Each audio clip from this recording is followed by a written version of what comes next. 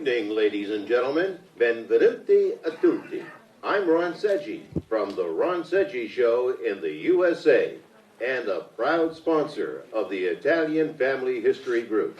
Welcome to Palace Cinemas for our first event in 2016, featuring our special guest, Father John Cooper OFM Cap. Please take your seats and please take a moment to turn off your phones. We hope you'll enjoy the evening.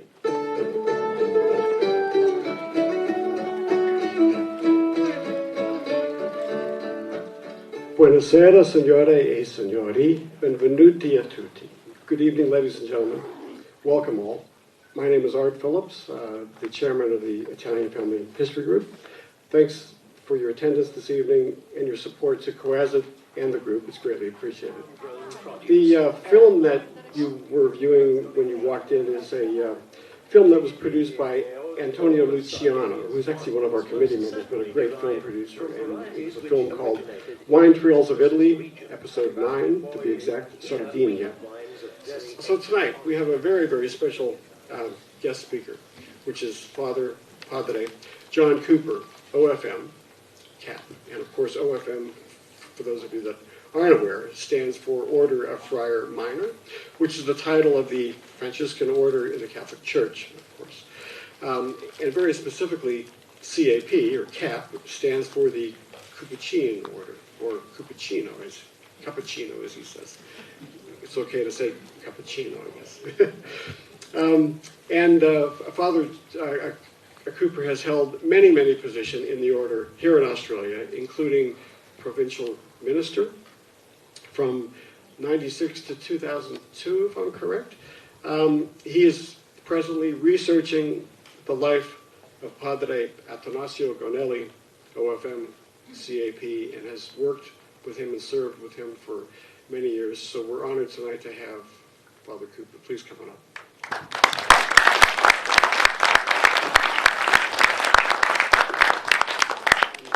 Well, actually, it was on a flight Sunday. Unfortunately, he missed it. He changed it to Monday. Unfortunately, he missed it. But I finally got him on the flight today, so welcome. It's good to see you. Thank you for coming. You have a long history with working with Padre. So, father born in London, mother born in Barcelona, and I was born on the Gold Coast. So both our parents are migrants in that sense. But so born on the Gold Coast. My father worked as an overseer for councils, and so we travelled around a great deal. I went to about 6 different schools as a child. I didn't seem to be able to add up anything correct. And my mother at one time wanted to put me into a home for, into a school for children who needed special attention. And I was also so skinny, she thought that I was going to die on her. So that's kind of me in a sense. And it was 1969 when I learned about Padre Pio that I decided I wanted to be a Capuchin. I wanted to be a Franciscan to follow St. Francis. My baptismal name is Francis, after my uncle, but not after St. Francis. So when I read about Padre Pio, I said, I want to be a Capuchin. And that has its own problems, because when you tell your mother when I told my father, who was an Anglican, he kind of said, "You've got to be joking." And my mother said, "Who told you? Did God tell you had to be a friar?" So it doesn't always work out quite as nice as you might think it does. No, right. But it was something I was convinced about at the time and wanted to see. That was a dream I had, and I wanted to find out whether that's really what I wanted to be called. And so, as this is off the record, on the record, so I told the girl that I was going out with at the time that I was going to the seminary. And I was so happy when I arrived at the Friars. It just kind of worked for me. Yeah. So you joined the order, what, in 69. And then you became ordained, what? About 1978. Right, okay. It's a long time because I had left school at 16. I hadn't matriculated, and so for 2 years I studied I had to do my studies for matriculation, and after novitiate I went back to night school. So I was quite a long time, almost like a Jesuit education, if you wish, in terms of time. So, I mean, a good 10 years, really. Yeah. Wow, so very dedicated. We did ancient history, Greek, Roman, and what have you. And then when we went to Brisbane and started there, we did modern history, unification of Germany, unification of Italy. And so I have both a Roman historical background, and I also have a modern. So going to Rome for the first time was just like blow you out of the water. Really? I said, you just become so tired and you suddenly realise that you've absorbed a whole encyclopedia every day. So parli Italiano anche? Un po'. A little bit. Except you can pronounce cappuccino. I was sent to the United States to study at St Bonaventure University, and while I was there was an Italian teacher. And it was then, I'd already been ordained, and it was then that Dr. Di Giulio, so I attended his class because it was free, and that's when I suddenly realised what people have been saying in confession. Because when you began, of course, because I used to be an altar boy back around the same period, around the 60s. I think we're about the same age, I'm not quite sure, but I think. And, they still spoke Mass in Latin. They did. So that's what was happening. I joined the order at the time when it was changing from Latin to English. Right. So although we had classes in Latin, we never really learned Latin. And even the prayer books went out in Latin, and the English trend came in, and it was so confusing. It was unbelievable. Yeah, very, very difficult. Yeah, so 69, right.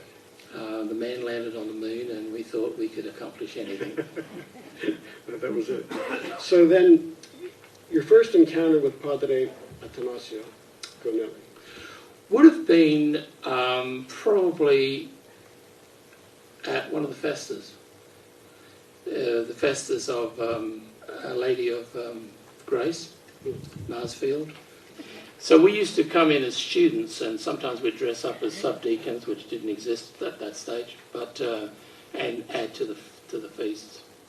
Right. Okay. Now, so the first real question is, what was it like to actually live around his I think something I was talking to the friars about today, something I can't tell you, but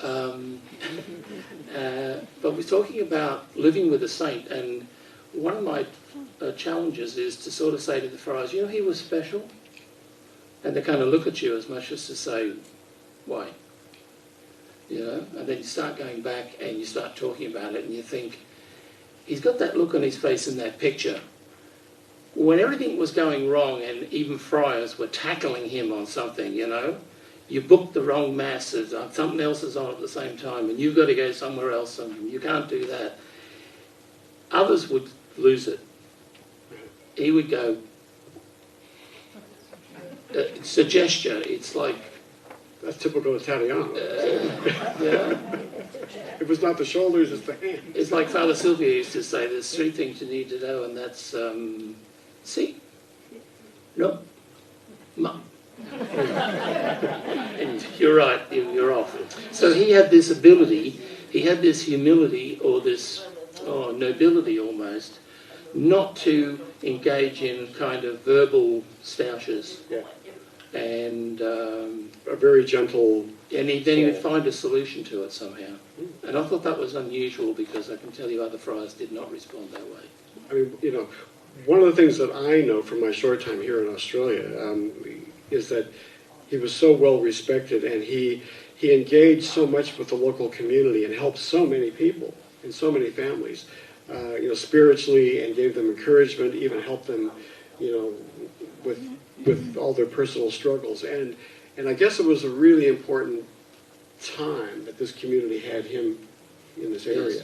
For a lot of I think reasons. that I see him as an unusual Capuchin, because traditionally we do a lot of things, but we don't get so totally involved in saving a whole culture in a new country. Like he was in everything. The Capuchins were involved in a whole lot of people moving their one culture, from a culture to a culture that didn't want them, almost. Yeah. Anyway, we even had problems being Catholic back at that stage in Australia in some places. But then the Italians came along as well. And somehow in the midst of all that, I don't see Father Atanasio ever kind of saying, well, go to hell with everybody or something or other, you know. It was more like he was so sure that they had something to give. Mm. So very, very encouraging to people. Very encouraging, and anyone who had any initiative to do something for the community, he was there to encourage them. So that's really the main reason, is because of his sort of attitude and I think when he came, you know, I mean, he spent the war studying. There is that story which I haven't exactly found out exactly where it happened. Felice said it happened in San Giovanni, but I don't think it did, where a fighter plane, which had been in a dogfight, came straight towards the window of his... You know, it was one of those moments when it was death staring him in the face.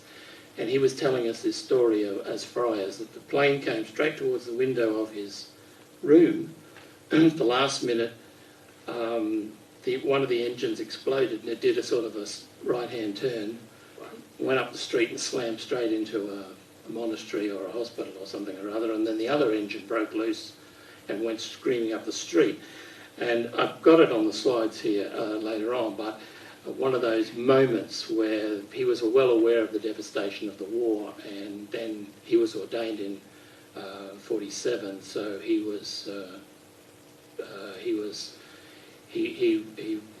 saw Italy in its mess, in a sense, trying to recuperate. He worked in a polyclinic. My understanding is he did in Modena, and then when he came to Australia, in arriving here in 1950 in January, on 26th of January, he seemed to have this capacity to see that you couldn't just say Mass for people and hear their confession and do the religious things. The religious things were important, but there was something much more traumatic happening, and they needed to be able... It's unusual because, you know, when you think about it, at the time, we wanted everyone to integrate. We wanted them all to become kind of Australian. Yeah. And forget, like my family's forgotten that it's got Spanish background virtually, you know. No one in my family in Australia speaks Spanish. And so we lost that to some extent. And Atanasio realised that, I think it was part of who we are as Italians. We you know, you've got one of the greatest cultures in the world. Something like over 60-something% of all visual arts is in Italy. For the whole of Europe. That's extraordinary. Your culture, yeah. Your culture is so rich, and I remember during Expo 88 in Brisbane, it was the only pavilion that focused on the reality of the question of what do we do with our free time, in a sense, you know? Yeah. The Italian pavilion had it all together. Yeah, that's really interesting, because the same thing happened in America, actually, in New Orleans around the same time. That the Italian pavilion at the World's Fair there was very, very big and very, very important. Really interesting. Yeah, yeah. So going back, Padre, I think I'm pronouncing it right, Atanasio, yeah? Yeah, Atanasio. Because you're pronouncing his name... I'm probably saying Atanasio because that's the English version of it. Okay, Atanasio. But I have to keep trying to tell myself to take the H out and just leave it Atanasio. Atanasio, see. Okay, so... He was born and raised in Tuscany, yeah? Born and raised in Tuscany in a really little tiny town. I think I might have something on here. Right. This is him. Wow. Okay, so how old would... He would have been quite young here. That probably, the older picture there, he probably was ready to go to the seminary, I suppose, at that stage. Yeah. One of the things about his family, which was so true of a lot of families, like Padre Pio's family, was Dad wasn't home. His father, Prospero, left home, first of all, at 16, and he went to North Africa to work in a mine, and then he went out of there and he went to South America, worked his way up to California. Right. And then came back with money in his pocket, and Athanasio's mother's father said, you should marry him, he's got silver in his pocket, right? So they were married, and Atanasio was the result of that wedding, say 1923. Yeah. But the extraordinary thing about his mother was she was in Australia in 1903. Okay, explain. How? Well, what happened was the Maloney family, which is his maternal side, they came to Australia around about 1890. Right. And they went to live in Melbourne, outside of Melbourne, at Murchison. Her sister was born at Murchison, and the family lived at Ngambie. That's how I pronounce it anyway, Ngambie. And there were a lot of Maloneys there, because I checked all the records, and I don't know whether they're all related or not, but these Maloneys. And there's a picture of them, later on I'll show you, there's a picture of that family at Ngambie. It was amongst all of his things. So he grew up for something like his father was away 7 years after the next child doesn't come for 7 years. So he grew up without Dad around. He wouldn't have known what his father, unless he had a picture of him, he wouldn't know what his father looked like. I just sort of have this lovely image of the father coming home, standing before that really weird gate to the town, and taking a deep breath and walking in and finding that there's little Atanasio hiding behind his mother because he's not quite sure about this bloke. That's right. That kind of a thing. So he grew up, in his grandfather's house. There's this story which sets that at the age of 12, Atanasio said, I want to be a priest. So he went off to the diocesan seminary. Then he came home for Christmas, and a Capuchin Friar was giving a talk in the church where he was baptised, just down the road. And the Capuchin Friar said to him, would you like to be a Capuchin? And I honestly think that the fact that Mum had been in Australia, the fact that Dad had been in America, he had a pretty wide vision of the world. And he said, yes, I would. Like a whole new thing. And what I only just discovered is that where he went to the Capuchins, it was called St. Joseph Leonisa School Seminary for foreign students, for the missions. Right. And so he was destined to go to the missions anyway at that point. And so in 1938, his father left for Australia another time. This time he came to Australia rather than America, probably influenced by his wife.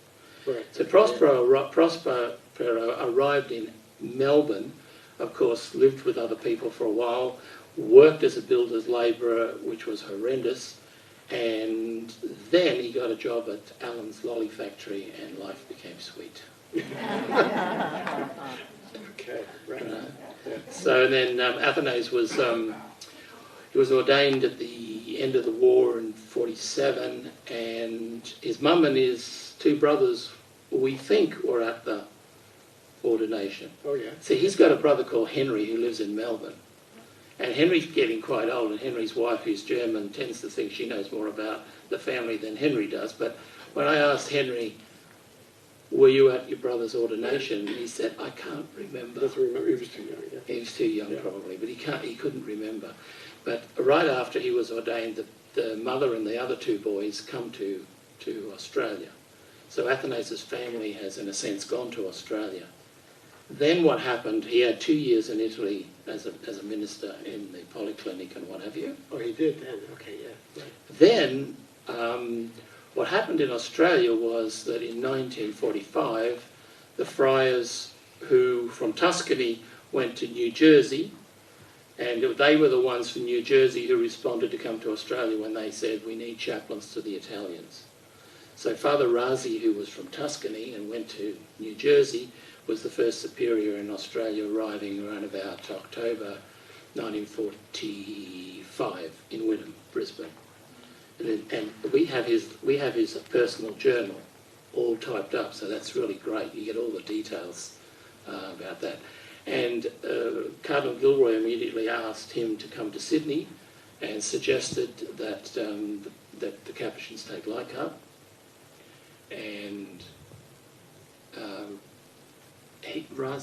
Father Razi came out and had a look at the church. He made the comment in his diary, "It's an unlovely building." It was all brick, huh?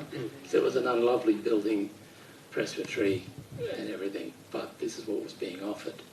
And somewhere in the middle of that process, other friars arrived, about 1946. The other group of friars arrived from New Jersey as well. And then there was this little, the notes say that one of the friars was trying to get Surrey Hills and was trying to get the bishop to say, give us Surrey Hills rather than... So Father Razi had to deal with that and say, that's your idea, we're not doing that. Right. So on the 5th of November 1946, the bishop signed the parish of Leichhardt over, and on at the 11 o'clock Mass on the 11th of November, it's the 11th, right? Amazing that you remember all these dates, but you're doing a bio on I am, and they had the Mass in which the friars took over the parish. Okay. And the reason why I have such a good memory about that is that 2 days later I was born. Fantastic. Now, I just want to jump back. Well, we had a conversation on the phone a few months back, I remember, and you were talking to me about the first bishop that came to Australia. First Capuchin bishop? Yeah, which is 1901. No, 1879. Okay. Torrigiani. But there was something about some trees being planted in Armadale or something. Oh yeah, well, with Torrigiani, Bishop Torrigiani was he was an Italian from Renacavata. He was an Italian from the Marches. Yes. Right? And he went to England, and with him went Brother Francis Gaddi. Right, so it's Torrigiani, Elzia Torrigiani. And they worked as missionaries in England trying to restore the faith to the English. And Cardinal Vaughan, Bishop Vaughan, hadn't been elected yet. Polding was still in charge, but when he died, Torrigiani was at the deathbed of Cardinal Vaughan's mother. And he was the Benedictine prior, and he became Archbishop of Sydney. So when they were looking for a new bishop for Armadale, it was Vaughan who knew Torrigiani, didn't want another Irish bishop in Australia, decided, Torrigiani's an Italian, that'll be different. And so it's quite interesting who his name wasn't even submitted.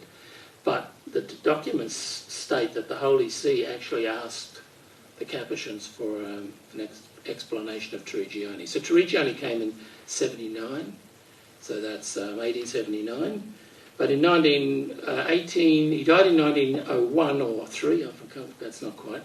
But in one Christmas, he became famous in Australia, this Italian bishop, because... That's the one that you actually mentioned to me. The Italian bishop, yeah. There was a lunatic Irishman who bought himself a sword. He actually was talking to Bishop Torrigiani, and he noticed that he had a cross that was actually on his priestly stole. And the wind blew up, and he saw he had a cross, 3 crosses on his stole. He got it into his head that Bishop Torrigiani and the Pope knew what the 3rd station of the cross meant. Now, we know that because at his trial, that's what he tried to explain, why he wasn't trying to kill the bishop, he wanted to threaten the bishop so he would give this secret out that the Catholic Church had held for centuries. Completely illusion, you know. He made 2 attempts on the bishop's life. The first time the gun didn't work. Then he came back and he came down the aisle, Christmas Day, 9 o'clock Mass, shot the bishop. That was the story. Bullet went straight through his vestment, lodged in the altar step, and waved the sword around. Torrigiani fell over. He was about twice my size. And the policeman in the front pew grabbed the bloke and hauled him off. And, you know, the Sydney papers said women fainted and screamed and the pews got knocked over. They really made it into a wonderful story. And he was taken away, and Torrigiani got back up and he continued celebrating Mass. Like, talk about Italian cool.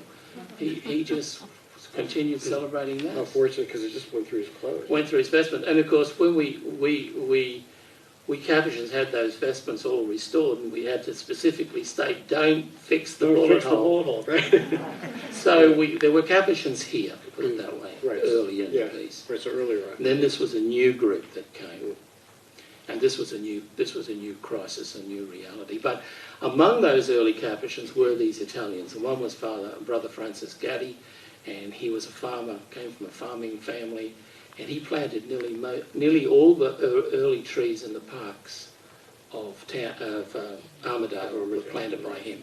So he's kind of like the little St. Francis of Armidale. When he died, he just planted, 1,000 odd trees. They actually sent him by train to get trees from Sydney. The council paid for it. Right. So the council was...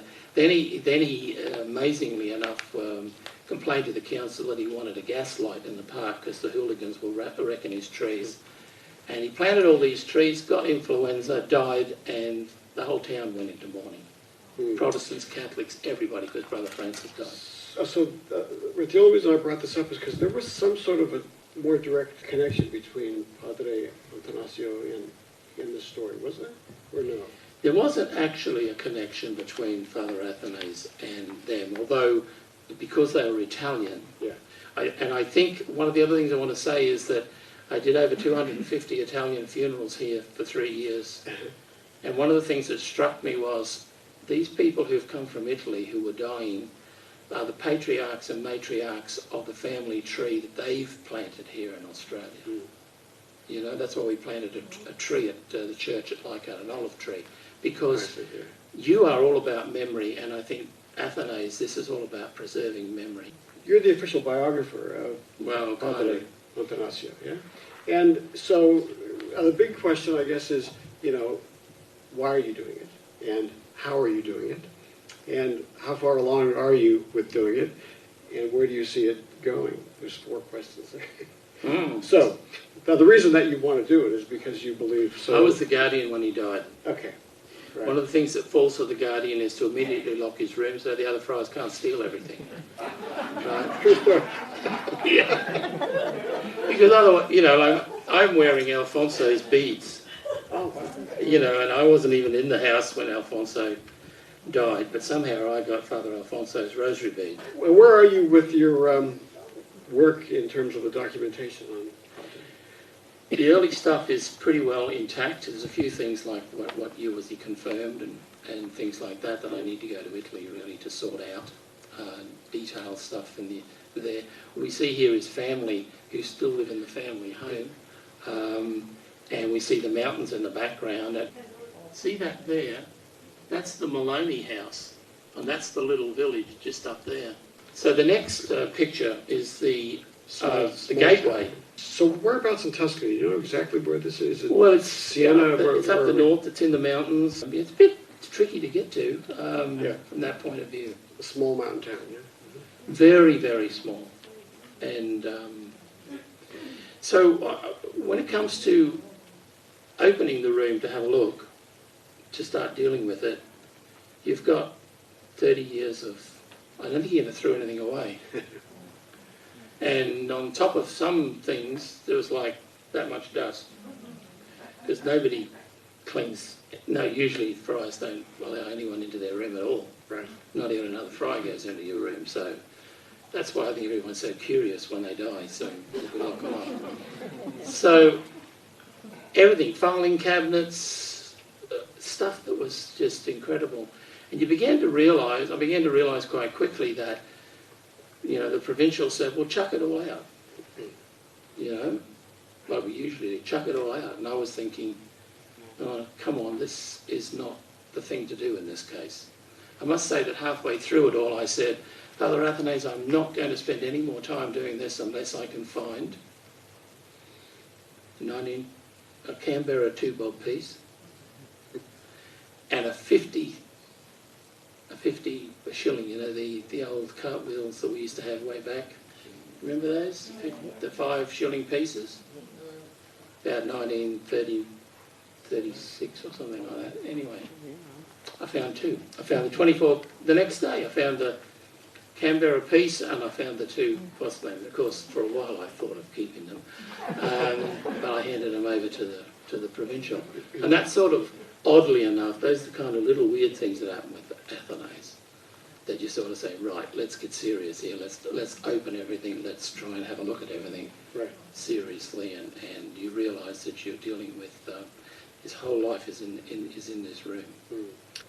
I guess in a nutshell, like a bullet point form of 4 or 5 things, why is it that he was so special to the community? What was the 4 or 5 things? I think he was special to the Italian community. Yeah. He was superior many times for the friars. He was seen as a very capable person.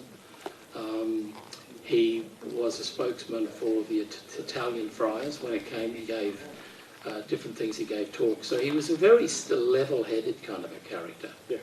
So one of the challenges was, of course, to find out about his early life. And part of the only way to do that was, of course, to go see his brother and talk to people who'd heard of his story. And so the brother in Melbourne. In Melbourne, right. But also, he'd also given a number of talks at different times, and there were articles written about him, so you had bits and pieces of an idea. This is the Maloney family, and that lady there is his mother with the little parasol. Okay, yep. Right? Yeah. And that guy, Henry, he's stuck in the back there, but that's not his brother, that's her. She's an Uncle Henry from the Maloney side of the family. And on the other side, we've got Ida and Prospero. That's his mother and his father. Oh, okay, that's his parents, right? Yeah. And then the next picture shows their graves and where they died and where they're buried in Australia. And that's unique for Capuchins. All those Italian fathers, their families weren't here. His was. He was supposed to go to Central African Republic, because in 1949 the Capuchins also opened a mission. Their missions in Abyssinia were closed. They opened a mission in Central African Republic. So Atanasio, throughout the year, all the money from the crib that he had for Christmas, that all went to that mission, which only 2 years ago was utterly destroyed. All churches, all communities were all wiped out. So the whole Capuchin mission in Central Africa was destroyed completely. It's all gone.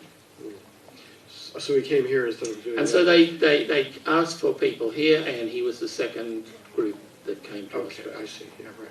Yeah. And that's just gives you an idea. 52, he got his license, I guess. He's listed as Hawthorne, which is really strange. He arrived in Leichhardt, then he went to Melbourne, then he came back, and then he went to Adelaide. Right. And Adelaide gives us an example of, I think, some of the best pictures of him. The statues arrived, and that little box. Oh, the wooden box behind. Yeah, the wooden box. Yeah. Turn it upside down, it says fireworks. I don't think they're Fotti's fireworks, but could have been. And then in the next picture you see that look, that's all behind there, that was all farmland. And now it's all housing. Yeah. So they've actually put poor old Pio, and he's the one with the hammer. So Look at that, that's good. But the next picture is a stunner in the sense that part of the feast of Pius the 10th is that they dress up as Swiss guards. And of course this is, believe it or not, Padre Atanasio. Yes, I get confused with the name. Using a halberd, I think it's called, to arrest Brother Zachariah. So these are 2 pictures from Adelaide. This is back in Sydney. He came back to Sydney around about 62. He was at Plumpton. He used to say Mass at Warragamba Dam for the Italians who were working on the dam. That was 48 to 60, that dam. So he was back in Sydney at that time. Now, one of the biggest difficulties with Atanasio for me is this. There was Atanasio and Anastase, and they're so close together that people got them mixed. That's talking about Anastase, who was the superior regular, when in fact they meant Atanasio, but they were talking about Anastase, which really drove me nuts when it came to some translation stuff. Right. And of course he did radio here. Valentino. So a lot of people here must remember that. They should. People here may remember. The lady there says yes. Okay, so that's quite unusual for a priest to have his own Exactly. radio show. There weren't a lot of it. that happening. But for the Capuchins, we had Atanasio here, we had Luciano in Melbourne, we had Bernardino in Adelaide, and all of them gave. And these, of course, things had to be prepared beforehand. Sure. And even while he was in Adelaide, Atanasio used to come back to Sydney and record for 2SM, I think, at the time, and then read Italian. How were you setting out your biography? I'm starting from when he was a child, and Right. in some ways I've got, initially I had more on his father than I had on him, but, Okay, yeah. you know.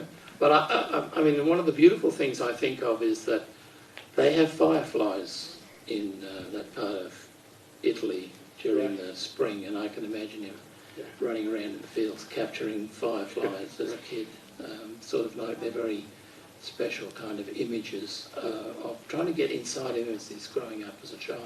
And I think a lot of people feel that there is a strong possibility that he could be considered a saint for a lot of reasons. Well, what's a saint? Whereas- A saint is a person who the church would consider has either been martyred for the faith. That's one easy way of doing it. Yeah. Not very easy, really. But and the other is that someone who has reached integrity of personality.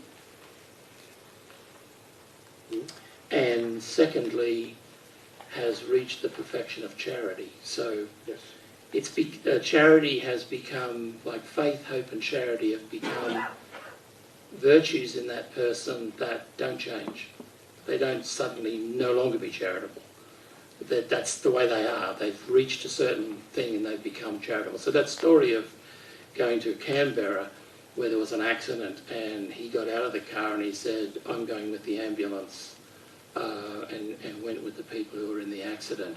That's a story of integrity and miraculous. The people survived and everything, but that's a story of integrity about Father Atanasio that I think stands out. Anyone else would have said, well, I'll give you a blessing, you'll get you in the ambulance, they'll look after you. But not him. He told the people who were taking him to Canberra, I'll see you in Canberra, but I'm going to go with this family. So it had nothing to do with him. You know, it was an accident. But he wanted to follow it through. He had a real understanding of relationship and people. And, you know, like I think one of his great sayings was, there are times when there's no solution. All you can do is be there. I think it's a really important thing to understand, particularly for a priest and religious and for other people too. There are times with our family when the only thing that we can do is just to be there. We can't solve the problems, we can't sort them through. We just be there. Now, as a priest, of course, I didn't hear him say this, but as a priest, he would then offer that person at Mass. All those experiences were offered at Mass. Right. So we're talking about, again, holiness. What I think is unusual is we don't have the kind of mystic working miracles. No. The bloke in the friary like Padre Pio, we don't have that kind of a... Yeah. We have the other kind. We have the one who understands the whole social structure and is constantly out and involved. He was up for morning prayer at 8 o'clock every morning in the friary. You know, the Mass was in English in the morning. He had his Masses in the evening. The pressure on the friary was so extreme that they had their evening prayers at 4 o'clock in the afternoon. Right. So they'd be freer for the people after work and all that. So prayers were the whole community life was distorted. They said the office to 4, followed by the Rosary, followed by the Litany of the Saints. So they did all the devotional stuff, like crammed it all into one shot, and then they went out for the rest of the night. So people were at the front door wanting help after that until Mass, and then he'd do the Masses and he'd attend the meetings. And then he had a trick, which I think is interesting. Late in the evening, to relax, he would go and play cards with his friends. Now, whether that's going to cause him not to be canonised or not, I don't know. But there was nothing happening in the friary, I can tell you. So, you know, nobody was really interested in TV. But there was no real community to come home to. And the reason partly for that was they lived in 102, not 100, that fella never ever sold to us. So at the present moment, the Capuchins own all that property, right? I see, right. And the friars spread right across that. So to get them to come together for prayers, or to get them to come together for probably the second most important thing about fraternity, the midday meal. No one would miss that. We would even make people wait outside while... I remember one of the friars wrote back home and he said, it's just like Italy, we have a midday meal and we've got an Italian cook and it's wonderful. So those were the things that the community revolved around. Morning prayer, lunch, and prayers in the evening. And then everybody went off and did their thing and they were all living in their own little houses. And it wasn't until, 74 that they started thinking about building a new friary. And everyone started to live in the same building. I see. So now... So during that period when the real pressure was on, they were in all those buildings, and religious life as such came under an enormous amount of pressure. I mean, constant people coming from overseas to talk to us, saying, what about your prayer life? Are you living a regular life? So here's a man who, in the midst of all this, it's sometimes enough just to live a religious life and to be there for Mass, for prayers, and do whatever it is that you're doing, preparing sermons for retreats or something or other. He's not that kind of a mystic who's just in the attic. He's a guy out there in the middle of trying to preserve a culture, trying to preserve a cultural identity. It's extraordinary. I mean, all the friars were doing it, but in a sense you could say he did it longer. So, I mean, if there has to be an official sort of, investigation by the Catholic sort of heads at one point in time about the possibility of canonization, right? But the investigation, it's a long process, right? Yes. Yeah. When St. Clare died, the Pope said she's a saint. I'm going to canonize her immediately. I'm just going to say the Mass of canonization. I'm just getting the Mass of Virgins, right? And one of the cardinals said, you can't do that, there's no process, right? So he held her up. He held it up for 1 year. And then they went to the sisters and you've got witness number 1, witness number 2, witness number 3, witness number 4. That's how we know that she had a cat. Well, that's how we know the door fell on her. All that sort of stuff was there. How she got the... People from Assisi used to come and say, we've got a problem. Little Geoffrey's got a pebble stuck up his nose and no one can get it out. So St. Clare blessed him and the pebble popped out. All that's from the process of canonization. I see, yeah. So really, such a thing would end up with every one of us being interviewed, and we would either have to say, like they did, St. Clare was like the Blessed Virgin, living with the Blessed Virgin Mary. Well, the thing that I think is, this was a very noble man, and a very noble man who could, do the most beautiful liturgies and be so sympathetic to people, but was also capable. I mean, he had toolboxes in his room. He had old taps, he had window fittings. If there was a window fitting that fell off, he fixed it. There was nothing he couldn't do, but he did it with grace. Like someone else would say, who broke the door, who broke the window? He would just go and fix it. So all that had to be thrown out as well, Sorry I didn't keep any of those, but the only thing he didn't do was sing, as far as I can understand. He didn't sing and he didn't play music. But then he didn't need to because he had Patricia Finn as the organist there and other people. And then Father Silvio had started the choir and they continued it. So the festas were somewhat designed according to the regions of the people. So it would draw the people. Right. Like in Adelaide, St. Hilario or Calabrese. And this picture, by the way, that's up on the screen that you've been looking at shows Philip Magni, Atanasio, going across the top, don't know who the next bloke is, and then Paul Pizzoli. And coming down, put his hand on his cord, is Brother Zachariah, and I don't know who the next two are. But written on the back of this is Partenza 1949. This is a picture which must have been taken around about 1938. Atanasio is the man up this end. Right? That's a classic photo. 3 cousins. And Prospero in the middle. I think it's a really lovely photo. And, you should see it as it gets blown up. They're just such classics. Yeah, 15. I didn't know when Atanasio went to South Australia, but I had the Chronicle in my room, and when I opened it up, this is what I found. And see those there? It's saying the 16th. It's this little It's a little, what's the name, see that there on that? So, and it says, my understanding of it is arrivo, right? Can anybody read it? And of course, there it is translated for you.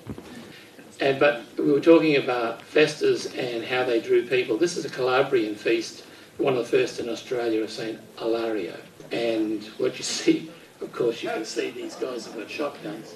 They didn't have fireworks, they just brought their shotguns along and they fired them off, which of course did not endear them to the Irish population or the Protestant groups who didn't know what these crazy Italians were up to.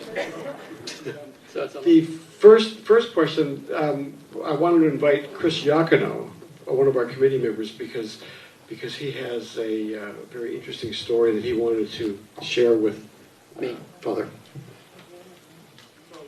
While we're waiting, you see this picture of Father Atanasio wearing his Alpini hat. Not even the Pope wears a hat when he's celebrating Mass, so another reason he mightn't be canonised. My sister-in-law, Gabriella Conti, had a lot to do with Padre Atanasio, so I'll read you what she wanted to say tonight. I would like to tell you my story about Father Atanasio. My mum and dad and my siblings had known him since from 1954 until he passed away in 2011. He played a major part in my life, from helping to model my Christian life to visiting me on a very regular basis while I was at Bonington in the Blue Mountains recovering from TB. Father Atanasio, with 5 other priests, Father Alfonso, Father Luciano, Father Claudio, Father Alexandro, Father Romano, and Father Zefferino, were sent out here in 1950 to look after Italian migrants. We first met him at the Capuchin Seminary at Plumpton. My father and mother quickly formed a close relationship with him and Father Filippo, which was to last over 60 years. Shortly after arriving here, he formed the Associazione Cattolica, a youth club for young boys who had come out here who had no family or friends. In time, girls were invited. Many marriages evolved from this association. We used to meet above the Chianti restaurant in Elizabeth Street in the city each Sunday. It was Father Atanasio that started the Chianti restaurant, and it was my brother-in-law Benny who took him to the markets to show him where to buy produce at the best prices, because he owned a fruit shop. Father Atanasio always went, as Father Cooper just said, every Sunday to celebrate Mass for the engineers and workers employed on the construction of Warragamba Dam. A true apostle of St. Francis. At home where I grew up in Italy was a home dominated by priests, including my uncle Don Pietro. This home, like the house of Bethany in the time of Jesus, was truly a loving and warm and welcoming house.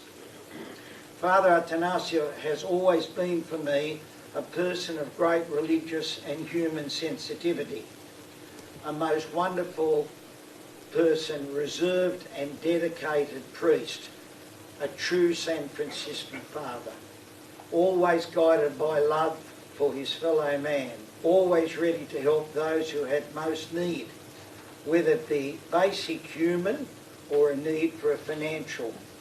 Before his death, conscious of the fact that I frequently travelled many kilometres on the road between Sydney and Foster, he asked me to bless my car.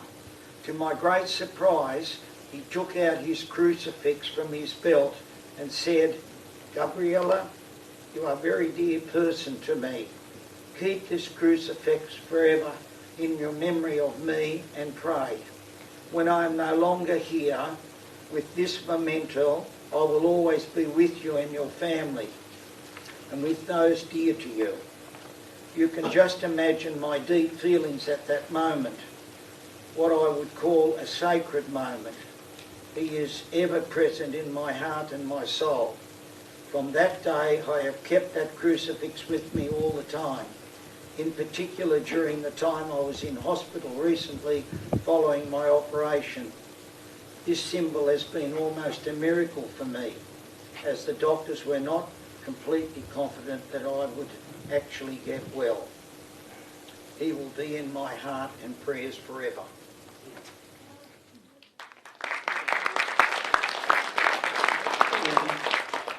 This is beautiful because this is the kind of thing which we really need to have, and this is a personal testimony to Father Atanasio and his thing, and this is the kind of thing we need, because I spoke to her on the phone, Gabriella, and I tried to be early to talk with her, and she has some or other extraordinary other stories that go with this, her experience of Father Atanasio.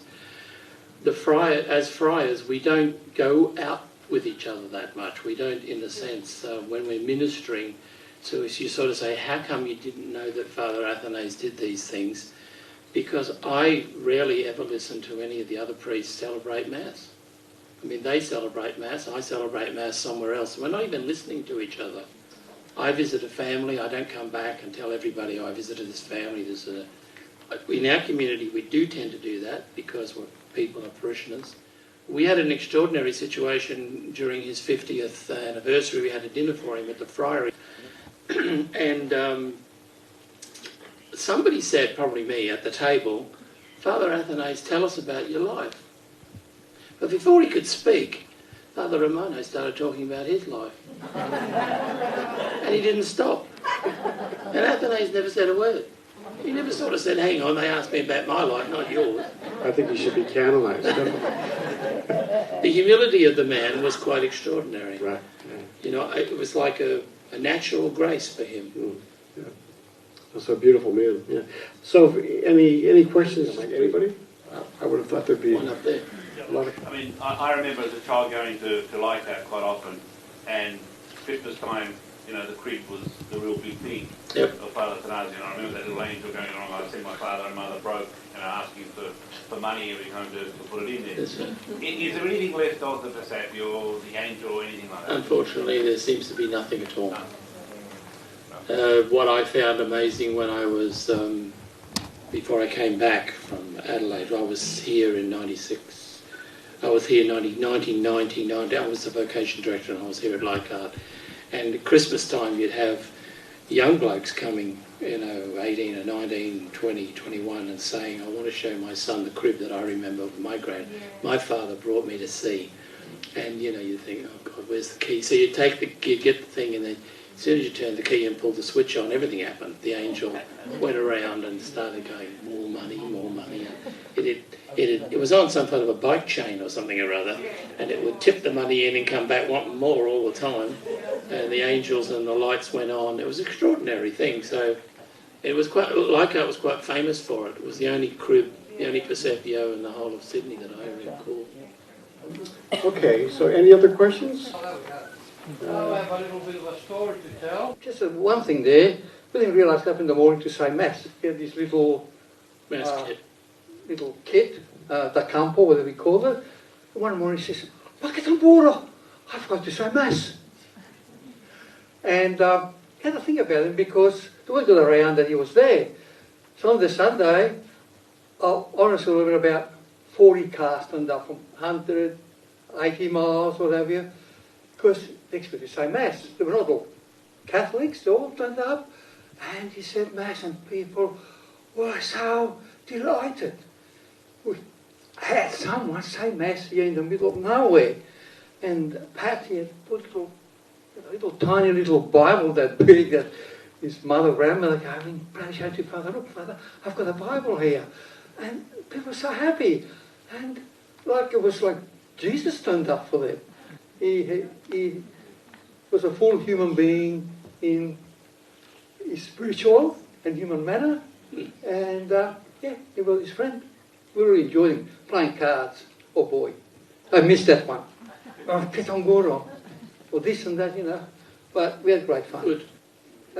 Thank you very much. I mean, it's great to hear these stories, I guess. So I have a question. When did Father Padre Atanasio passed away? I don't actually know. 2012. So 2012, yeah? Yeah. And you served with him all the way through there, or No, did you leave I was before? there on and off, but as provincial, I was in the house next door. Okay, yeah. So, and I was vocation director for 3 years. He was in the same house. One of the things he used to do, which I thought was quaint, because no other friar ever did it to me, was, would you hear the confession of this young man and this woman because I'm marrying them tomorrow? He would involve you in everything, anything that you wanted to do. He would say, you do the Mass, I'll do another one somewhere else.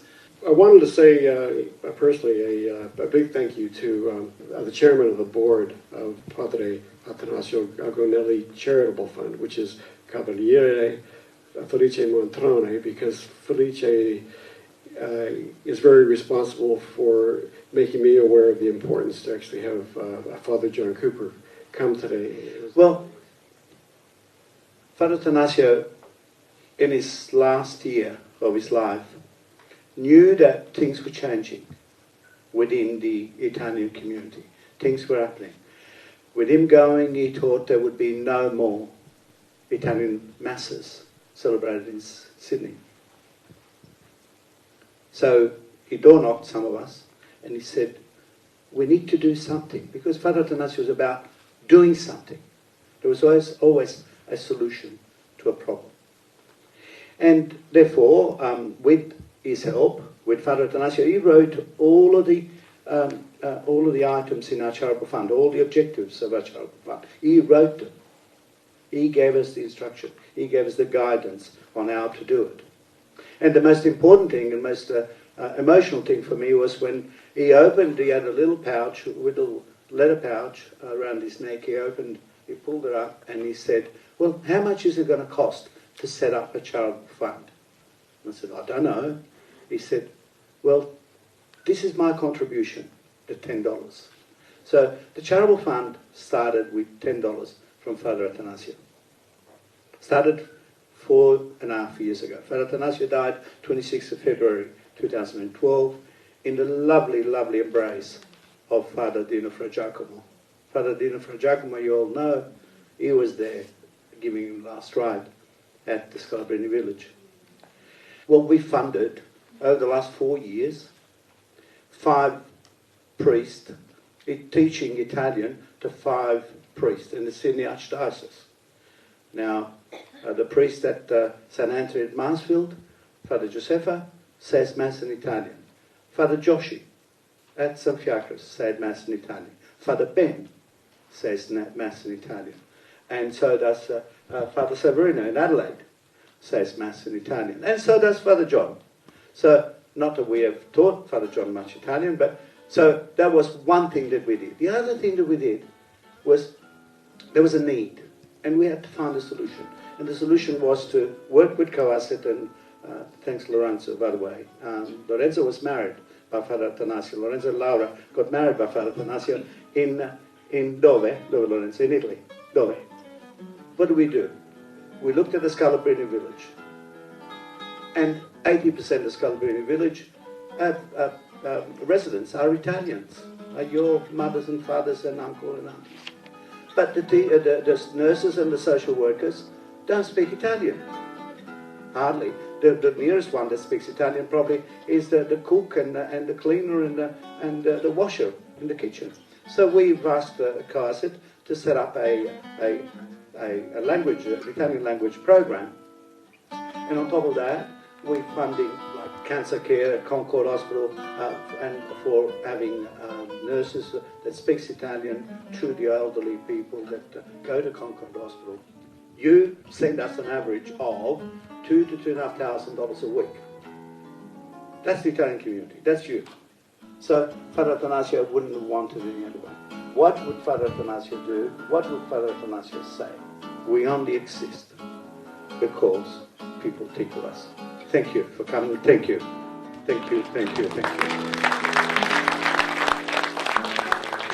Atanasio realised he wasn't going to be here that much longer, and he still saw that there was a real need. To me, he's a symbol of what it means to be Italian. What it means to be Italian is to celebrate life, to celebrate family, but also to celebrate community.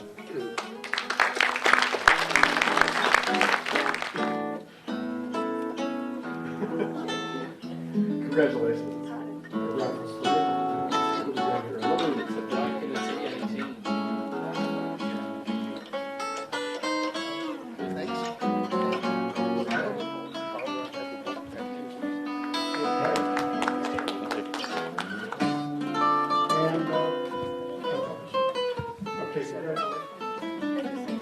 For you, this is in the bag.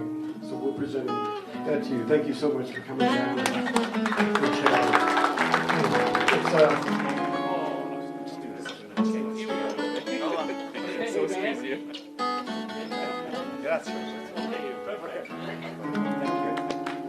For doing the voiceovers, Frank Bocella Wines, and thank you very much for your attendance, and I hope to see you next weekend. Thank you.